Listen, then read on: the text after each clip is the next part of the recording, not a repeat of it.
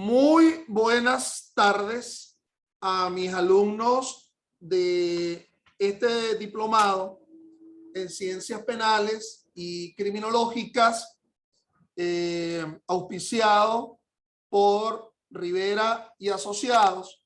Mi nombre es el profesor Ángel Serpa Aponte, abogado egresado de la Universidad Central de Venezuela, magíster en la Universidad de Glasgow, Reino Unido, y profesor tanto en la Universidad Central, la Universidad Santa María y otras asignaturas. Dentro de este diplomado, que corresponde al llamado módulo 3 del diplomado, voy a abordar lo que está vinculado a la dogmática jurídico-penal, es decir, a la parte sustantiva del derecho penal. Yo entiendo que de alguna forma ustedes con los otros profesores han abordado el esquema criminalístico del asunto y quizás hayan abordado el esquema procesal del asunto, correspondiéndome a mí en estas 2 horas, porque en realidad son 2 horas dentro de este diplomado, la hora de hoy y la hora que iremos a tener el próximo viernes, abordar, digamos, los aspectos generales de la dogmática jurídico-penal. Lo primero que tendríamos que decir es que se trata del estudio del establecimiento de la responsabilidad penal. El establecimiento de la responsabilidad penal, mis estimados, se puede ver en una perspectiva estática y en una perspectiva dinámica. Allí se puede ver ese establecimiento de la responsabilidad penal. En una perspectiva estática, diríamos que allí está un hecho como ese árbol que está detrás de la imagen que se me antecede, como esos muros de esa escuela de Derecho de la Universidad Central de Venezuela, como esa grama en el piso. Es un hecho como mi propia persona que ustedes están viendo.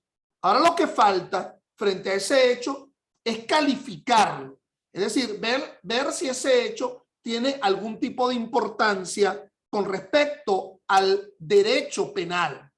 Es decir, de si ese hecho es el sustento para que alguien sea responsable penalmente. Entonces, la responsabilidad penal, de nuevo, se asume en una perspectiva estática y en una perspectiva dinámica.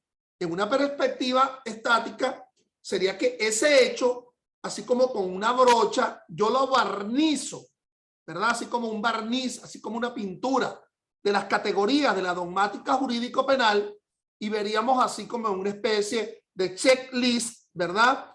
Lo tengo como los muchachitos con las barajitas, ahora que viene el Mundial de Fútbol en diciembre, en noviembre y en diciembre de este año 2022. Entonces decir, bueno, esta la tengo, esta la de Messi la tengo, esta no la tengo. Algo así ocurriría en el sentido que ese hecho, para que sea relevante para el derecho penal y para que sirva de sustento para el establecimiento de la responsabilidad penal, ha de ser un hecho, en primer lugar, típico, ha de ser un hecho que haya sido realizado con una conciencia, con una voluntad. Dicho en 2 palabras, un hecho que tendríamos que analizar si existe culpabilidad con respecto a ese hecho.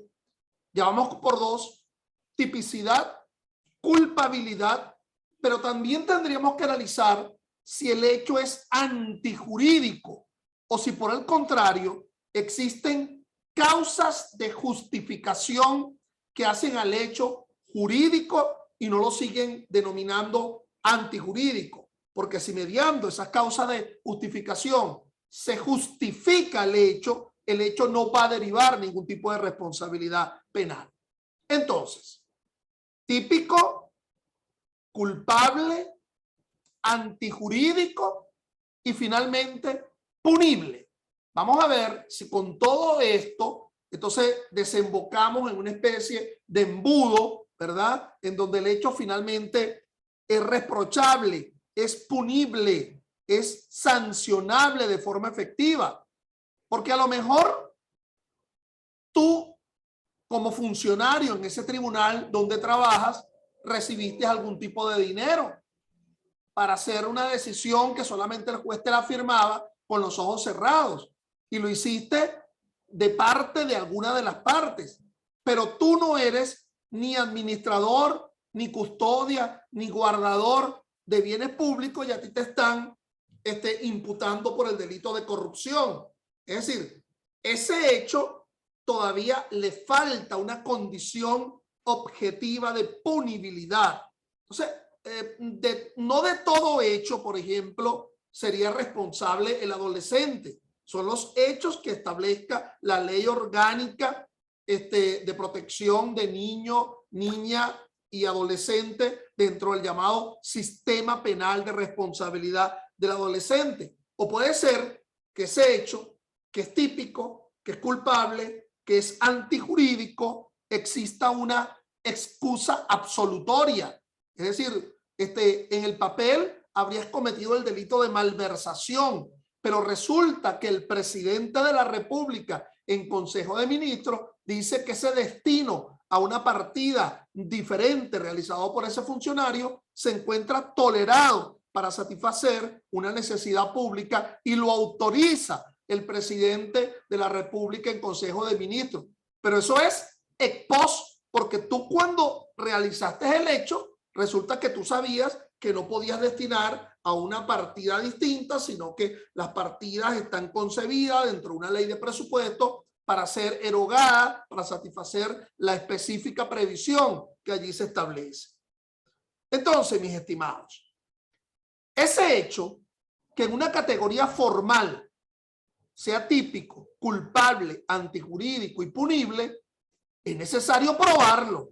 Entonces, el establecimiento de la responsabilidad penal en un sentido dinámico, distinto al estático, en un sentido dinámico, implica que ese hecho sea probado en el proceso a través de una serie de actos procesales que se sigan consuetudinariamente, sucedariamente.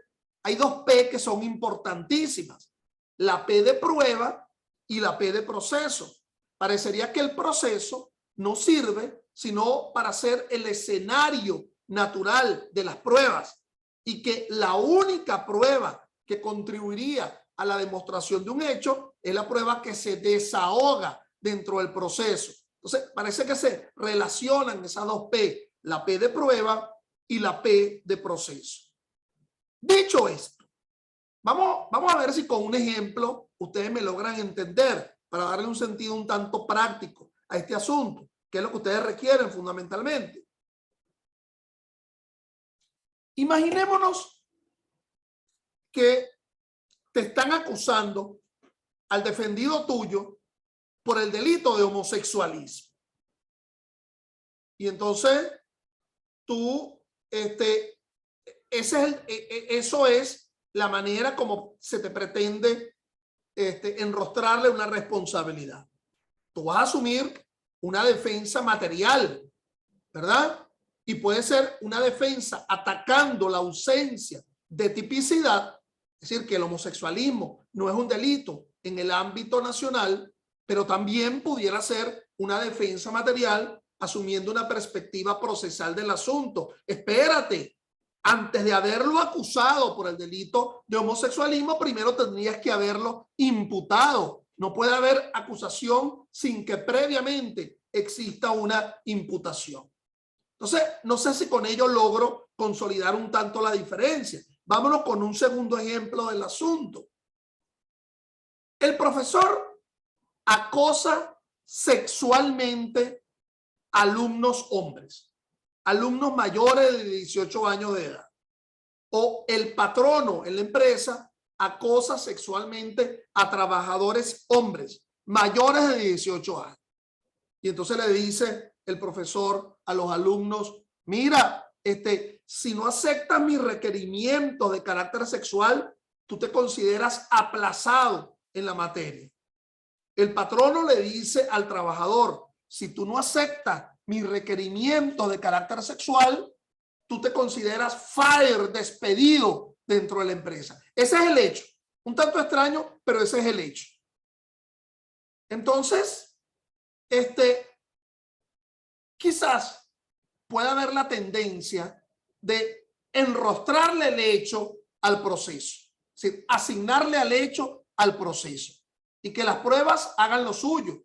Y entonces yo le pregunto a las otras compañeras que están allí, ¿usted escuchó cuando el profesor le hizo ese requerimiento de carácter sexual al alumno? Sí, yo escuché cuando se lo dijo. Le pregunto a la compañía de teléfono, mira, dame el mensajito que le mandaste por el teléfono a la persona. Y entonces se veía en el mensajito que provenía del profesor y le decía, nos vemos en el café, ¿verdad? No, nos vemos en el restaurante para tomarte de la mano, le decía al alumno, ¿ok? Y entonces le preguntamos a otro testigo del asunto. Y entonces diría, sí, se le pusieron los ojos entornados al profesor cuando dijo eso. Perfecto, las pruebas pudieran trabajar.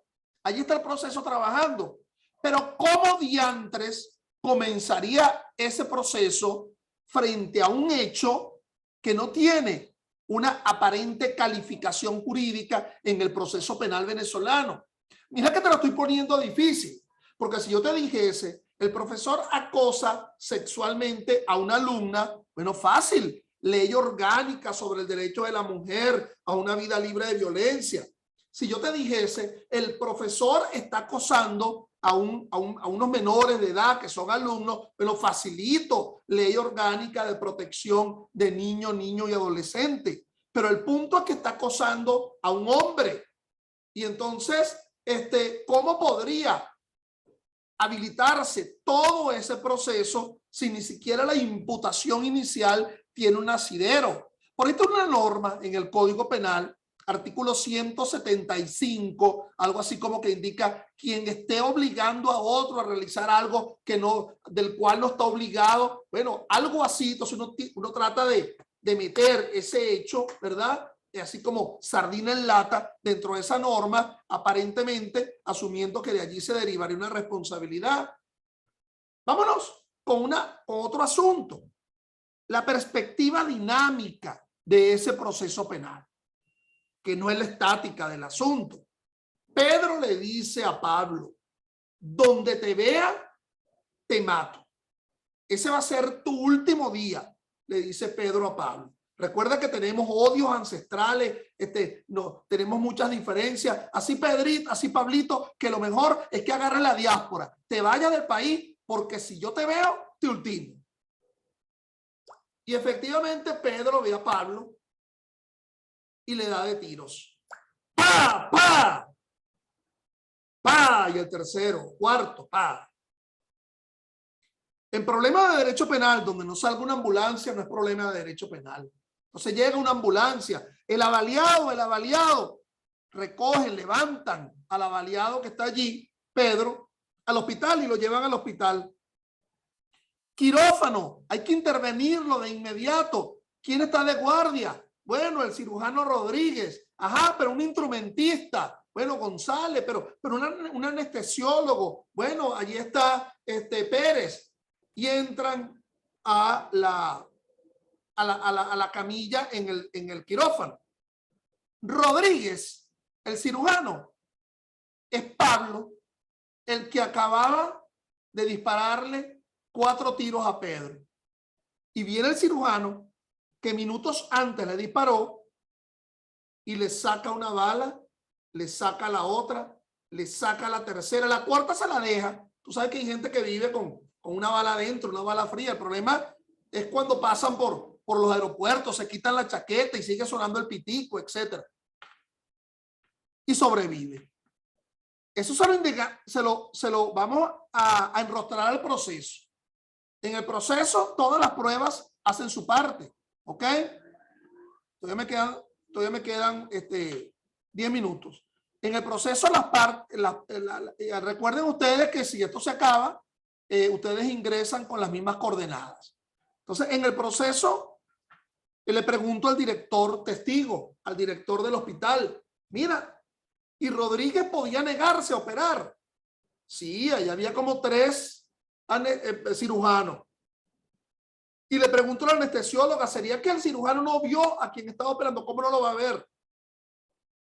Y le pregunto al médico forense, mira, si no era intervenido esa persona podría morir. Sí, efectivamente iba a morir.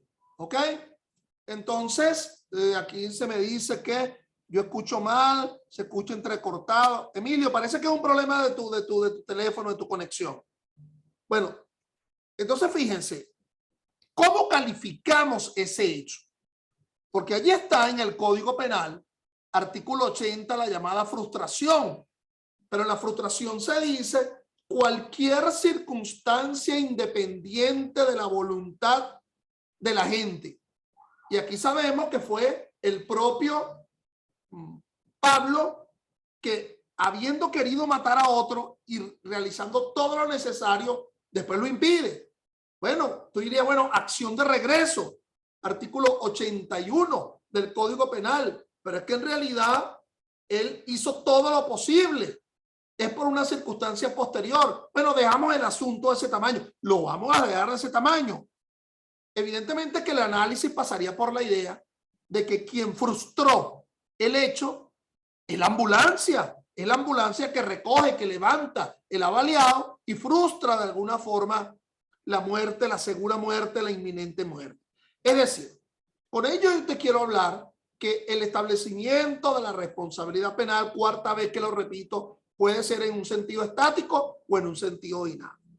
Vamos a quedarnos exclusivamente en estas dos clases, ya lo que poco que queda de esta y la que viene, la del viernes a las 8 de la noche, hablar de ese sentido estático, es decir, de la dogmática jurídico-penal, hacer una especie de resumen muy sucinto de la llamada teoría del delito en el ámbito nacional. Esa teoría del delito implica también asumir una posición, asumir una escuela dentro del derecho penal. Hay una escuela que es la escuela, digamos, binaria, dual del delito, y existe otra concepción que es una concepción tríptica, como de tres partes. En esa concepción dual del delito, se suele decir, ambas escuelas están de acuerdo con que el delito implica múltiples elementos. Es decir, el delito no solamente que es multifactorial, no solamente, sino que hay múltiples elementos, es una realidad plural la que lo conforma. Y entonces, esa escuela dual del delito dice, los dos elementos del delito son la tipicidad y la antijuridicidad, porque la culpabilidad forma parte de la propia tipicidad. Cuando en la tipicidad se dice, por ejemplo, el que intencionalmente diere muerte a otro será sancionado, entonces el que intencionalmente, esa culpabilidad ya se ubica en el ámbito de la tipicidad. Entonces, bajo esa concepción, los elementos del delito serían solamente dos. La tipicidad, la cual incorpora no solamente el aspecto objetivo del delito, sino el aspecto subjetivo, lo que se denomina el injusto, ¿verdad? Está dentro de la propia descripción típica. Y el otro elemento importante sería la antijuridicidad. Hay otra concepción que dice que no, que los elementos del delito han de verse de forma diferenciada y que serían tres: tipicidad por un lado, culpabilidad y antijuridicidad. ¿Por qué los que creen en esa concepción así lo afirman? Por el tema de las gavetas, el tema de los compartimientos estancos, cada uno con su cada uno. Yo, por ejemplo, no puedo creer que quienes me están escuchando aquí en esta clase vayan a tener un montononón de ropa ahí en la cama, ¿verdad? Cada día antes de irse a trabajar y decir, ¿cuál me toca hoy? Bueno, entonces saca una y saca la otra. No, yo me imagino que tendrá su gaveta para la ropa interior, su gaveta para los pantalones, la gaveta para la camisa, etcétera, etcétera. Es decir, cada uno con su cada uno, en una relación como una especie de compartimiento estanco. Es decir, que si yo quiero atacar el tema de la tipicidad, tendría que ser por causas de atipicidad. Es decir, tendría yo cada una con su causa en específico, existencia o no de condiciones objetivas de punibilidad. Si yo lo que quiero atacar es la culpabilidad, entonces sería a través de causas de exclusión de la culpabilidad, como por ejemplo, qué sé yo, el error, la llamada inimputabilidad, la enfermedad mental, el sonambulismo, lo que fuere. Y si yo quiero atacar la antijuridicidad, tendría que ser a través de las causas de justificación. Es decir, no hay un vale todo.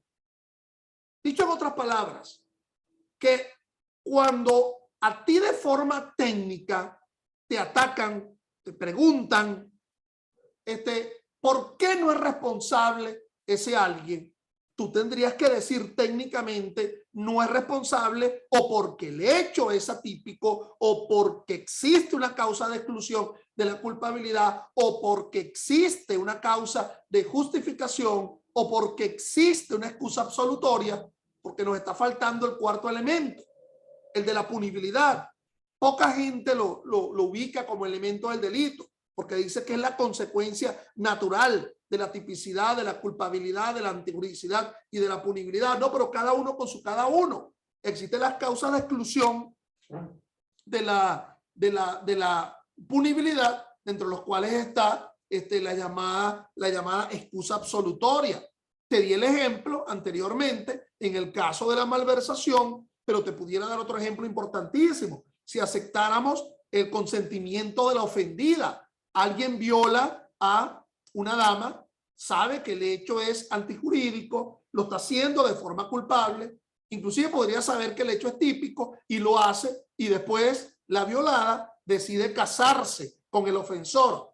Cuando lo aceptaba la sala constitucional, ya la sala constitucional no lo está aceptando, por lo menos no lo está aceptando en el delito en los delitos de violencia de género, que específicamente es donde atenderíamos el tema de la posibilidad de que la violación sirva como excusa absolutoria, porque evidentemente si es un hombre que se viola a otro hombre, no existe matrimonio entre personas del mismo género, al igual que si fuese una dama la que violare a otra dama.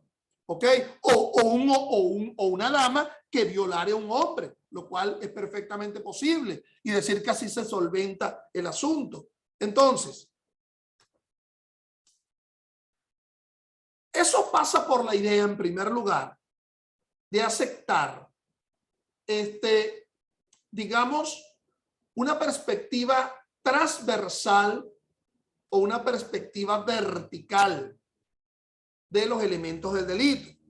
En una perspectiva transversal hablaríamos que el aspecto objetivo y el aspecto subjetivo del delito. El aspecto objetivo, hablaríamos del supuesto de hecho, esa relación de causa-efecto, que es lo que se suele denominar como, lean mis labios, como la causación del hecho. Y el otro sería el aspecto subjetivo. No solamente me importa la causación del hecho, en una relación objetiva, sino que hay que demostrar la culpabilidad. Fíjate que así será importante esto, que el artículo 8 del Código Orgánico Procesal Penal establece un concepto distinto al constitucional de la presunción de inocencia. Dice la Constitución en el 49.2, toda persona se presume inocente mientras no se le pruebe lo contrario. En cambio, el 8 del Código Orgánico Procesal Penal establece toda persona se presume inocente hasta que no se le demuestre su culpabilidad. O sea, la culpabilidad como elemento importante.